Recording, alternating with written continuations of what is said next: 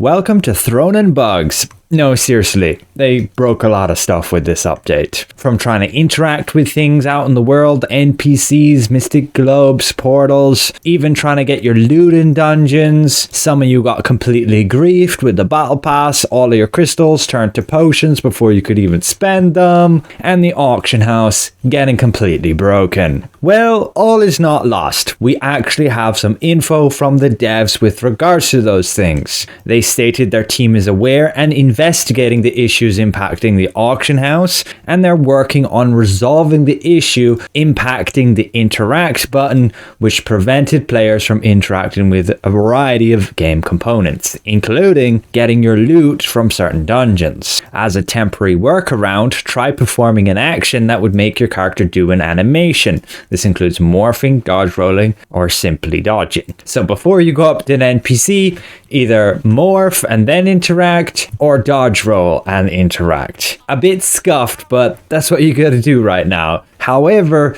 they did just release a client update that should resolve a bunch of issues, using the interact button and getting rewards when you're in sub-level 50 dungeons. There's no downtime, you simply have to close the game and reopen it to update the client. Now, in terms of the Star Tree Battle Pass, those of you who had all your star crystals, like this poor chap, he had all of those crystals turned to potions. This was possible since the battle pass technically ended before we got maintenance, which then changed it so now you can actually spend those crystals again. And we have another week, along with the ability to actually get even more star crystals through the missions. But thankfully the devs have acknowledged this, and they're looking into reimbursement options for those who accidentally converted their star points without realizing it. And some of you in my comment section were saying as well that all of their Star Tree crystals were gone too. So there should be something in the pipeline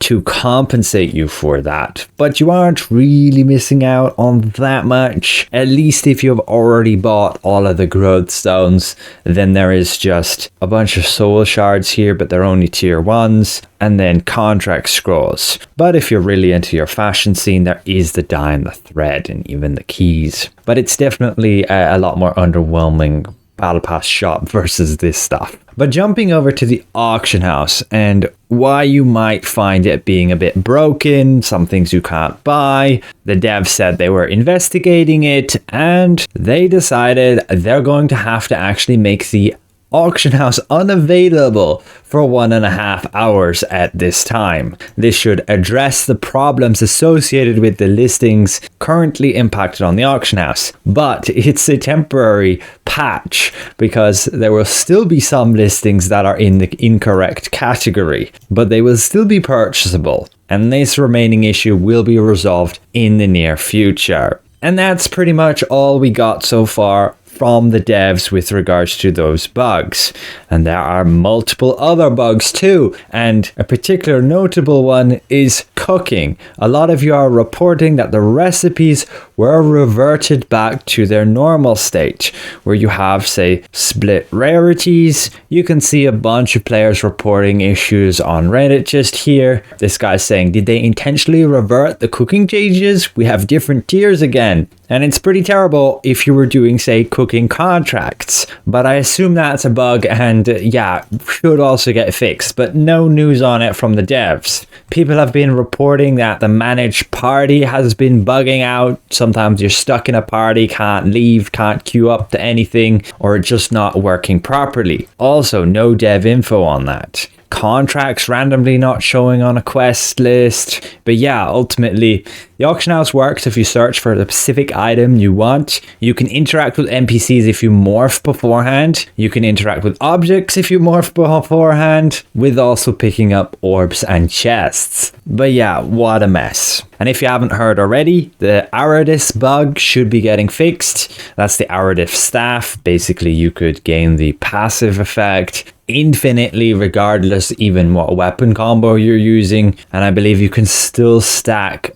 a lot of different buff food where you technically shouldn't be allowed. And yeah, the list goes on. This game has a lot of bugs, but honestly, at least from my experience, this is a common trend for a lot of MMOs. I don't see it as an excuse, and Throne and Liberty technically should be a lot more polished due to them having released way back in December of 2023, and the game's been on live service on Korea for over a year now. But yes, I guess we are dealing with two separate teams then. One manages global with Amazon Games as the publisher. There are changes, I assume, with the code, and if there's just completely different developers, then they probably do things a little bit differently. But do be aware, a lot of us are expecting like new content early, but unfortunately there were some issues in Korea.